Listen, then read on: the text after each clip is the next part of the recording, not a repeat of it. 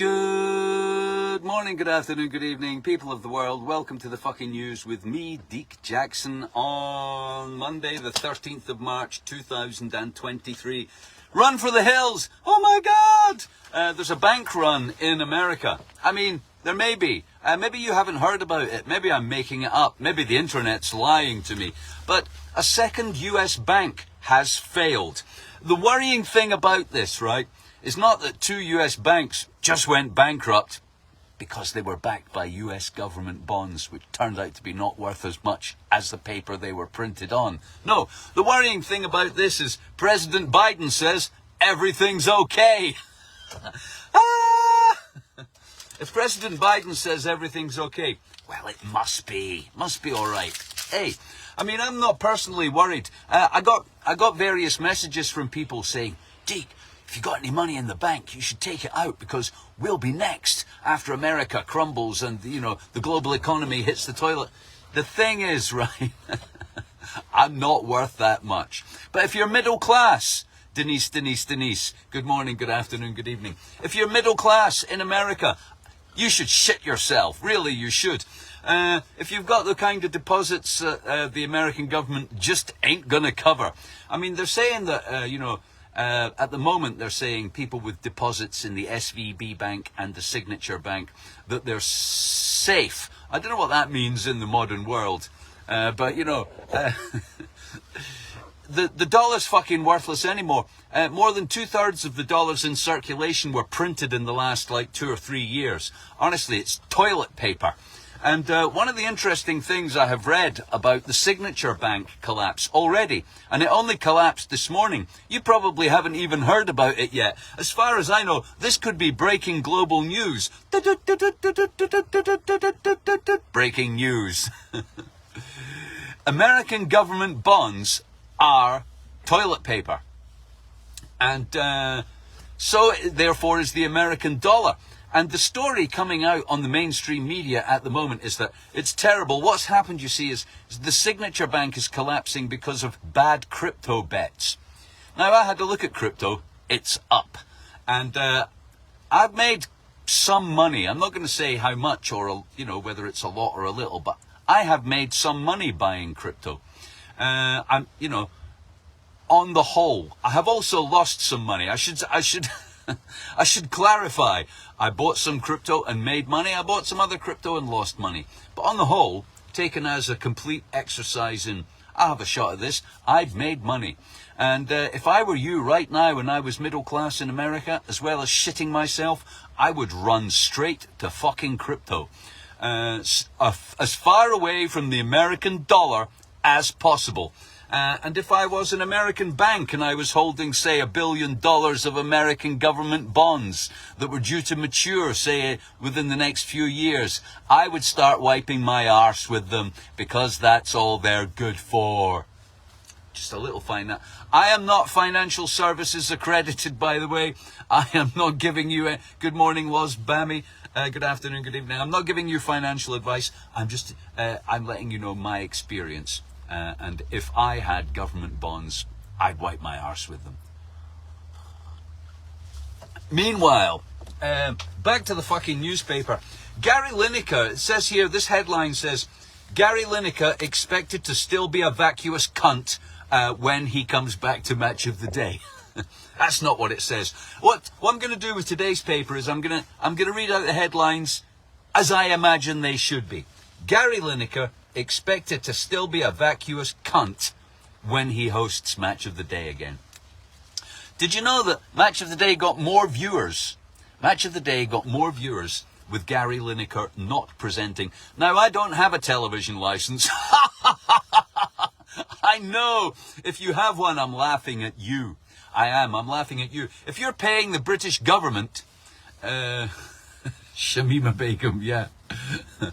If you're paying the British government to be lied to and to have a crazy psychedelic multicolored 30 frame a second narrative beamed into your home and infect you like a parasite, then you're dumber than a fucking cage of monkeys with prickly pears up their ass. You really are. I don't have a television license. But if I did, right, the idea that I would pay Lineker millions and millions of pounds to make viewing figures go down.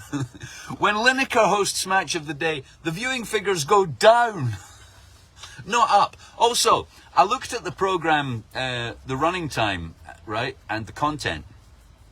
And Match of the Day is normally 18 minutes long, right? It turns out that the actual highlights that they buy from the Football Association, that's only 20 minutes. That's only 20 minutes, which means you get an hour of Gary Lineker, Stephen Wright, and that guy from Newcastle. Why, hi Joe, pretty lass. What's his name? Shearer, right? You get the three wise monkeys.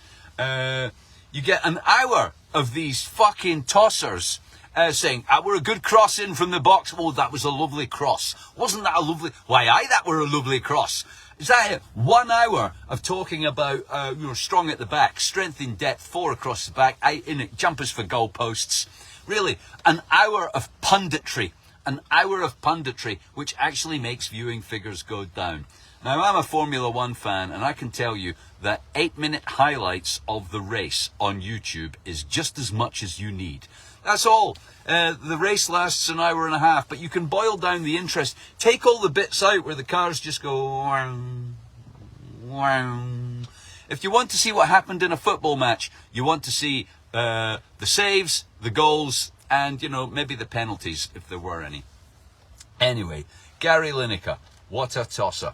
I should just like to say, just as an editorial comment, when I swear and I use words like tosser, cunt, and asshole, I don't mean any disrespect to any part of the human body.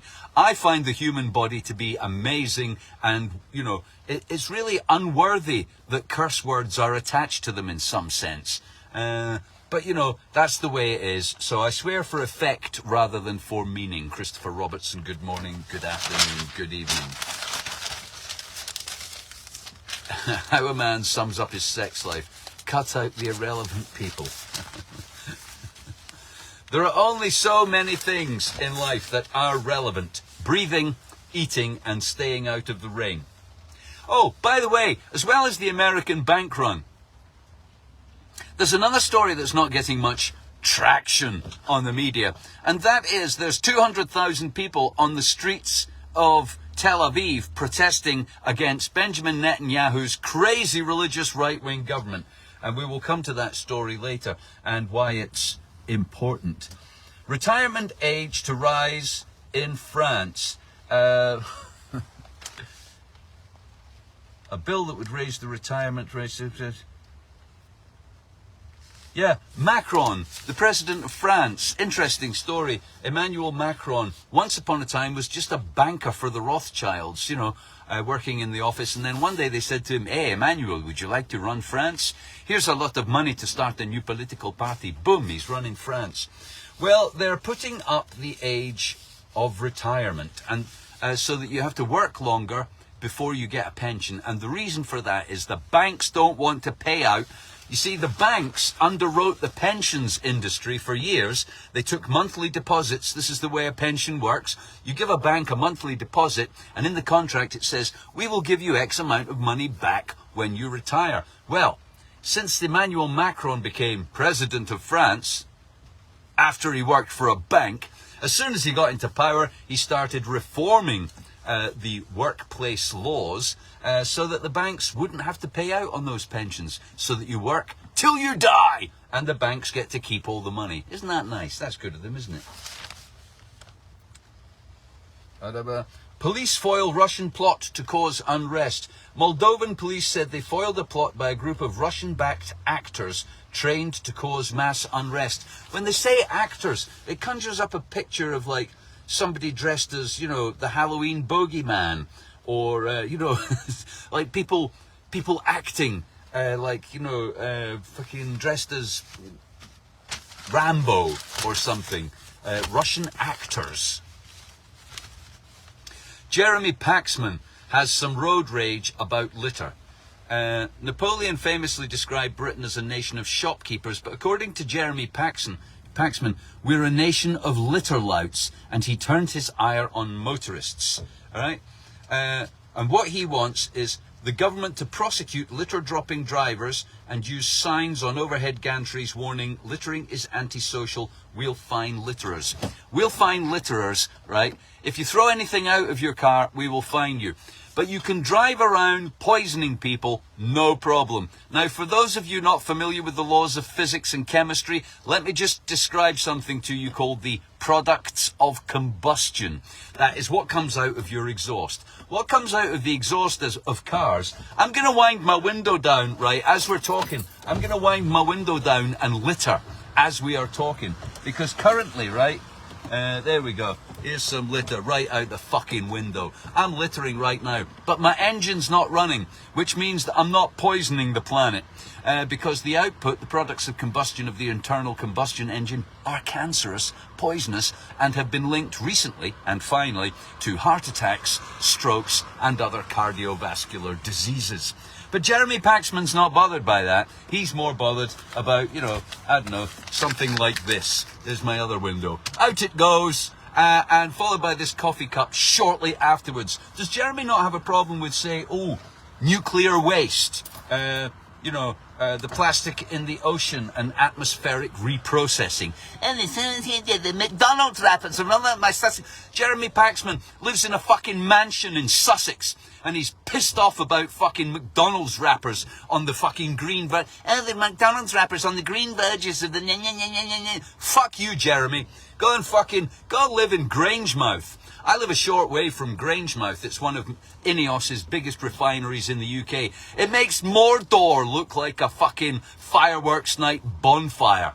It's one of the most hideously polluting giant petrochemical plants in fucking Europe. And the people of central Scotland have to suck up its output. I'm tossing my coffee cup out the fucking window. You cunt, Paxman. You utter cunt. By the way, has anybody seen Jeremy Paxman on University Challenge recently? I mean, he can barely speak. It's embarrassing that. And I thought of the time. He's like a man having a slow motion stroke. We all know the rules now. I can't understand the fucking word he says. La-di-da, the war in Europe.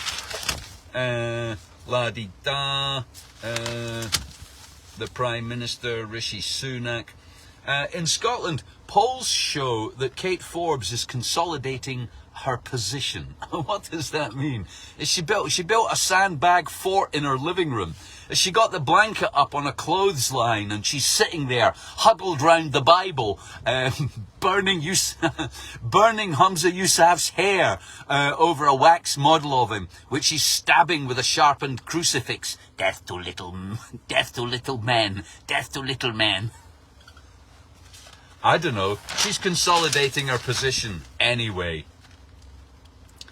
Blah, blah, blah. Lineker expected to be a cunt after he's reinstated after crisis talks with the BBC.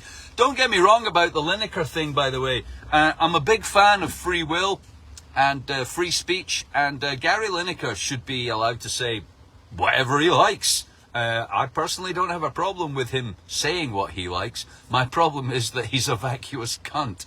Don't get me wrong, as I said about cunts, it's not that I've got anything against cunts. It's just like it's a really good swear word.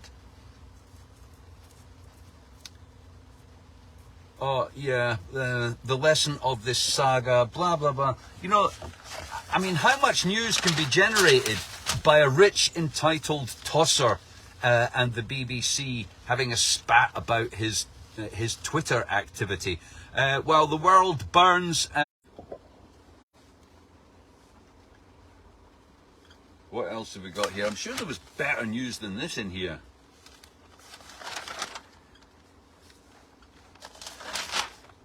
Oh yeah, here we go.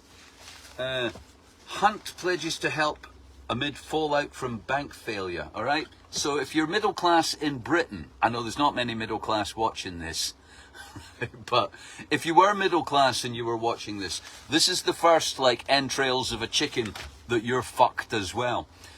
So if you've got hundreds of thousands in the bank, I'd get them out if I were you. Put them under your mattress, buy crypto, anything except have them in a British pound. British technology companies. Jeremy Hunt said he'd been in talks over the weekend with Rishi Sunak and the Bank of England. We are working on a solution. A solution to what? Fiat currency being worth fuck all. Government bonds backed by fiat currency being worth fuck all. Is there a solution to that? I don't know. Right, somebody keeps trying to phone me. You'll have to excuse me. Kiev, that's the capital of Ukraine.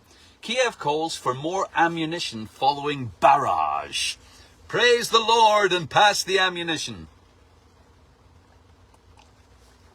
Kiev is pressing Western allies for more ammunition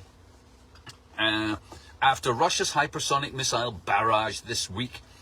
Blah, blah, blah. Fierce fighting continues. Blah, blah, blah. Russian forces, Wagner Group, ground attacks, blah, blah, blah. Bakhmut area, blah, blah, blah. Now, I can't wait for the apocalypse either. I actually believe we're in the apocalypse. It's just like I'm on the other side of the hedge. Like if you look through the hedge into the field next to you, the apocalypse is raging, man. The 4 horsemen are trouncing on people. The shit's going down. But I'm sitting on the other side of the hedge. I'm having a nice cup of coffee. I'm going to drive home and play retro games on my Xbox One. What can I say? Life sucks, doesn't it? It's a hard life. Anyway, Kiev calls for more ammunition. Is that all they've got? I should just like to recount for you a little historical perspective. Napoleon escaped from the Isle of Elba, marched up the Rhone Valley, raised an army to terrorize Europe with again, and Europe dispatched an army from Prussia and the Duke of Wellington with an army of English people and mercenaries to meet him at Waterloo. And the Duke of Wellington had long wanted to meet Napoleon in battle because Napoleon was fated and described as the greatest general of his generation and one of the greatest generals of all time. And so Wellington relished the thought of meeting him in battle and pitting himself against Napoleon, this great man, this great general. And as the battle started, what transpired was, for Wellington, a rather simple kind of artillery barrage, which is what Napoleon used to do. Napoleon, discovered the strength and power of artillery, canister shot, to be specific.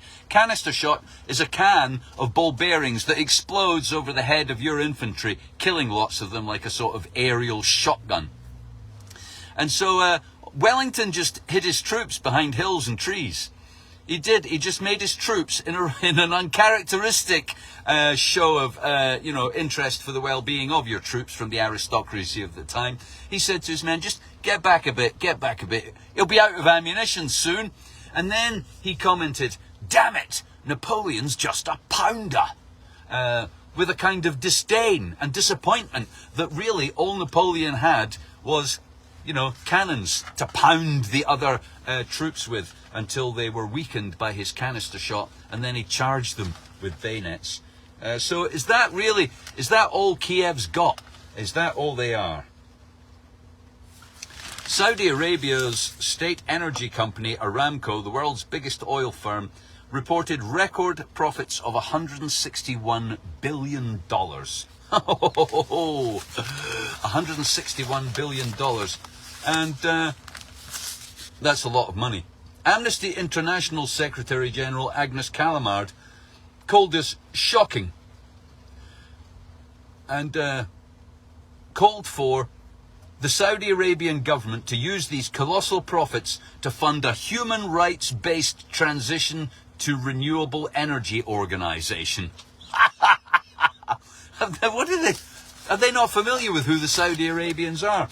Perhaps they should also call for lollipops for all, cuddly toys for kids at Christmas, and, a board game that no one can lose. It just seems absurd. In fact, there's more. Here we are, the protests in Israel. Funnily enough, segueing straight on from Saudi Arabia, the Jerusalem Post, that well-known counterculture tabloid. Oh, wait, no. The Jerusalem Post, a noted and worthy newspaper of some regard. They want to appoint the judges and then even for the decisions of these puppet judges to be overridden by a simple vote by them, the same coalition, meaning there will be zero limits on what this coalition can do. That's a coalition of crazy right-wing religious morons that are now the government of Israel. And why does that matter? Who gives a fuck anyway? Well, I'll tell you why it matters, because we back Israel up. And, we support Israel in all that it does. And so the reason it matters is because we will have to back up and support a lawless regime of religious tyrants. Just like Saudi Arabia. So that won't be any problem for us at all, will it? We don't give a fuck about that, because Saudi Arabia is already a fucking lawless tyranny of religious tyrants, and we don't give a fuck about that. So, people of Israel, I have a message for you from the rest of the world. Fuck you. We're all for religious tyranny. We're supporting the military junta of General Sisi and anybody who wins power in Libya. As long as you're on our side, basically, we don't give a fuck what you do. Honestly, anybody who thinks that we're about spreading peace, freedom and democracy, I suggest you pay more attention to your television sets. There you go. There's the fucking news. And so, once again, if you are middle class, I would shit yourself and wipe your bottom with any of the money you think is worth anything. Any of it. American dollars, British pounds, because it's just toilet paper. Really it is. Thanks for watching. I'm off to retro game. Take drugs and play the guitar. Whatever you do for fun, I suggest you get on with it, and I hope it doesn't cost you too much toilet paper. Thanks for watching. See you soon.